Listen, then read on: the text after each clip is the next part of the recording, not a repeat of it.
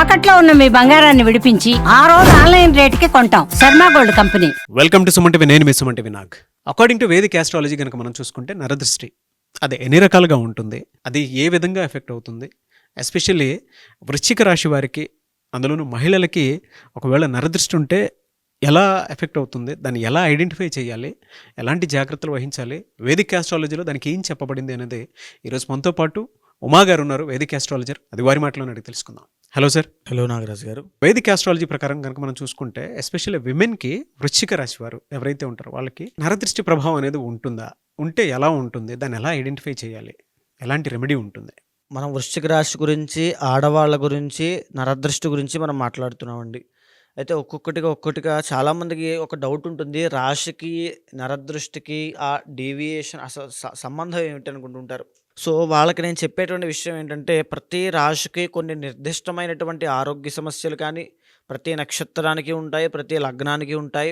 ప్రతి రాశి రీత్యా వారి యొక్క శక్తి సామర్థ్యాలు, వాళ్ళు ఏ ఏ రంగాల్లో రాణించగలుగుతారు, ఏ ఏ క్రాఫ్ట్స్లో చాలా అందమైనటువంటి ప్రతిభ వాళ్ళు చూపించగలుగుతారు అనేటువంటి విషయాలు ప్రతిదీ కూడా కూలంకషంగా జ్యోతిష్ శాస్త్రంలో ఉంటాయి.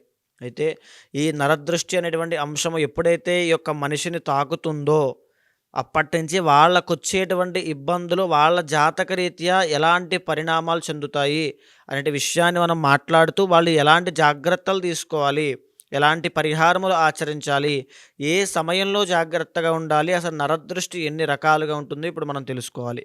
అయితే ముఖ్యంగా నరదృష్టి 5 రకాలుగా ఉంటుంది నాగరాజు గారు. అందులో మొదటిది చాలా సామాన్యమైనది. అంటే మనం ఏదైనా ఒక ఫంక్షన్కి వెళ్ళినప్పుడు, చిన్న ఒక శుభం జరిగినప్పుడు, అంటే ఒక చిన్న ఫోన్ కొనుక్కున్నప్పుడు, లేకపోతే ఒక బండి కొనుక్కున్నప్పుడు, ఎలాంటిది ఏదైనా మంచి ఒక మూమెంట్ జరిగినప్పుడు ఖచ్చితంగా అందరి దృష్టి పడుతుంది. మనమే అందరికీ చూపిస్తూ ఉంటాం, మనం కొత్త బట్టలు చూపిస్తాం. సో అది సామాన్యంగా అందరి దృష్టి పడుతుంది, అబ్బో అనుకుంటూ ఉంటారు అందరూ.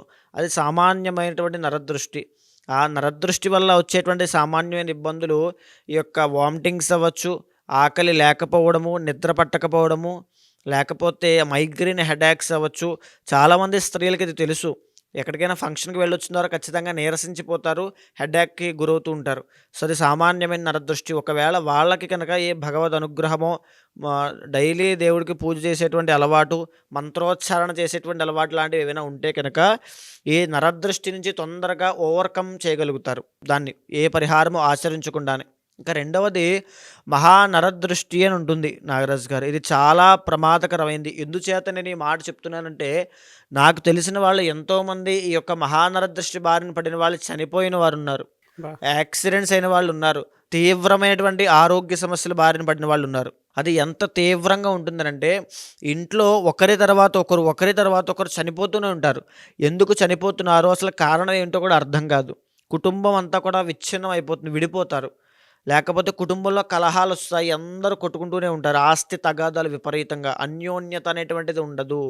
అండ్ రెండవది ఆరోగ్య సమస్యలు వస్తాయండి. అంతవరకు ఓకే, ప్రతి ఒక్కరికి వస్తాయి. కానీ ఏ ఆరోగ్య సమస్య వచ్చిందో కూడా తెలియనటువంటి స్థాయిలో వాళ్ళు ఉంటారు, గుర్తించలేరు. చెకప్స్ చేపిస్తారు, టెస్టులు చేస్తారు, ఫలితం ఉండదు, వాళ్ళకి తెలియదు. తరువాత మరణము, యాక్సిడెంట్స్, గాయాలు, అవయవాలు ఇబ్బంది పడడము, అంటే పెరాలసిస్ అవ్వచ్చు, లేకపోతే హార్ట్ స్ట్రోక్స్ అవ్వచ్చు. సడన్గా ఈ యొక్క మహానరదృష్టి యొక్క బారిన పడిన వాళ్ళకి అవుతూ ఉంటాయి. చాలా జాగ్రత్తగా ఉండాలి. ఇక మూడవది సంభోగ దృష్టి అని ఉంటుందండి. ఈ సంభోగ దృష్టి ఎంత తీవ్రమైనదంటే, ఒక రిలేషన్లో లేదా ఒక పెళ్లి చేసుకున్నటువంటి దంపతులు, భార్యాభర్తలు చాలా అన్యోన్యంగా అందంగా ఉంటున్నారనుకోండి, మూడో వ్యక్తి యొక్క ఇన్ఫ్లుయెన్స్ కానీ, మూడో వ్యక్తి యొక్క దృష్టి కానీ వాళ్ళలో అందంగా ఉన్న వాళ్ళ మీద, వాళ్ళకి నచ్చిన వాళ్ళ మీద పడింది అనుకోండి, అక్కడి నుంచి ఆ దృష్టి ప్రభావం మొదలైన దగ్గర నుంచి వాళ్ళ ఇద్దరి మధ్యలో అనుమానాలు, సందేహాలు, మనస్పర్ధలు, మిస్అండర్స్టాండింగ్ ప్రాబ్లమ్స్ అన్నీ స్టార్ట్ అవుతాయి. అక్కడి నుంచి అది అక్రమ సంబంధానికి దారితీస్తుంది ఖచ్చితంగా. దానివల్ల వీళ్ళిద్దరూ డివోర్స్ చేసుకునేటువంటి అవకాశాలు ఉంటాయి.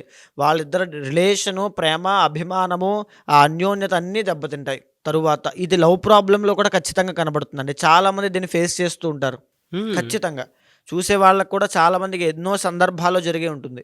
ఓకే. అదేవిధంగా సంతాన దృష్టి అని ఉంటుంది. మన పుట్టినటువంటి చంటి పిల్లలకు అవ్వచ్చు, మన యొక్క 10th క్లాస్, ఇంటర్, డిగ్రీ చదివేటువంటి పిల్లలకు అవ్వచ్చు, వాళ్ళకి సంతాన దృష్టి సోకినప్పుడు ఇబ్బందులు ఉంటాయి. ఎలాంటి ఇబ్బందులు ఉంటాయి అంటే, ఉదాహరణకి చంటి పిల్లలు అర్ధరాత్రి పూట అకారణంగా ఏడుస్తూ ఉంటారు, తిండి తినరు, చిక్కిపోతూ ఉంటారు, నిద్ర పట్టదు, పడుకోరు, అల్లరి. ఇంతకుముందు చాలా యాక్టివ్గా అల్లరి చేసేవాళ్ళు, కానీ అలా అల్లరి చేయరు, దీనంగా అలా ఉంటారు, అస్తమానం నిద్రపోతూ ఉంటారు. అంటే ఒక్కొక్కరు అతి నిద్ర, ఒక్కొక్కరు అసలు నిద్ర పట్టదు, మనల్ని ఏడిపించేస్తూ ఉంటారు. అంటే ఈ యొక్క దృష్టి ప్రభావం సంతానం మీద అలా చూపిస్తూ ఉంటుంది. తర్వాత జ్వరాలు తీవ్రంగా వస్తుంటాయి, అస్తమాను తరచూ వస్తూనే ఉంటాయి. ఇకపోతే ప్రెగ్నెంట్ లేడీస్ ఉంటారు కదండి, వాళ్ళకి ఈ సంతాన దృష్టి పడినప్పుడు కన్సీవ్ అయిన తర్వాత నుంచి డెలివరీ లోపు సంతాన దృష్టి సోకడం వల్ల మిస్క్యారీ అయిపోతుంది, ఖచ్చితంగా మధ్యలోనే పోతుంది, సంతానం నిలబడదు. దానికి ఎన్నో చేస్తూ ఉంటారు, అంటే ఎంతో బాధపడిపోతుంటారు, ఎన్నో మొక్కులు మొక్కేస్తారు. అసలైంది ఏమిటంటే సంతాన దృష్టి, దానికి తగిన జాగ్రత్త తీసుకోకపోతే అది చాలా కష్టము. ఈవెన్ ఆడవాళ్ళకి సంతాన దృష్టి కానీ ఇలాంటివి సోకినప్పుడు పీసీఓడి ఆర్ పీసీఓఎస్ కానీ, బ్లీడింగ్ కానీ, వాళ్ళ యొక్క ముఖ వర్చస్సు తగ్గిపోవడం కానీ, అందవిహీనంగా అయిపోవడం కానీ ఖచ్చితంగా జరుగుతుంది. దీంతో పాటు ఆఖరిది సూక్ష్మ దృష్టి, సూక్ష్మ నరదృష్టి అంటారండి.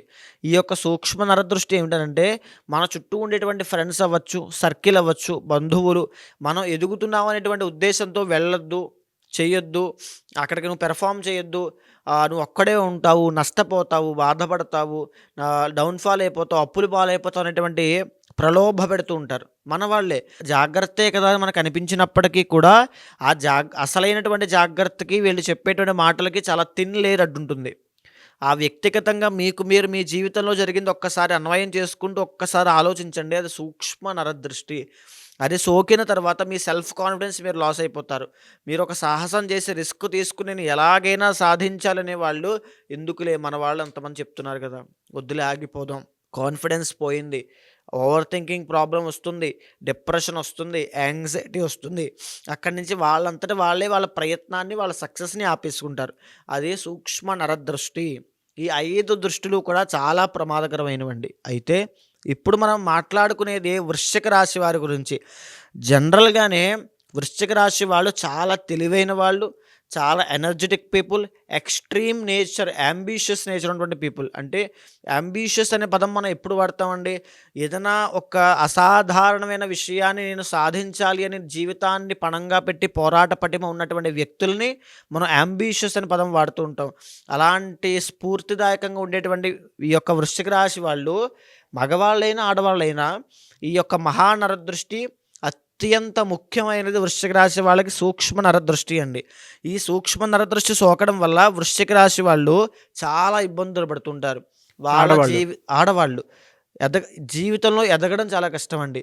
వాళ్ళు చదువుకున్న దానికి, వాళ్ళు జాబ్ చేసే దానికి చాలా వ్యత్యాసం ఉంటుంది. వాళ్ళకు ఉన్నటువంటి టాలెంట్కి, స్కిల్కి, కష్టపడేటువంటి తత్వానికి, వాళ్ళ కెపాసిటీకి, పొటెన్షియల్కి వాళ్ళు వేరే స్థాయిలో ఉండాలి.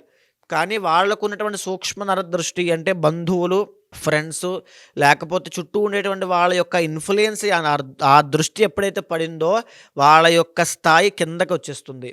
కావాలంటే గమనించండి, వృశ్చిక రాశి స్త్రీలకి మీకు అభివృద్ధి ఉందా? జరిగినటువంటి 2 సంవత్సరాల్లో అవ్వచ్చు, ఇప్పుడు అవ్వచ్చు, లేదు.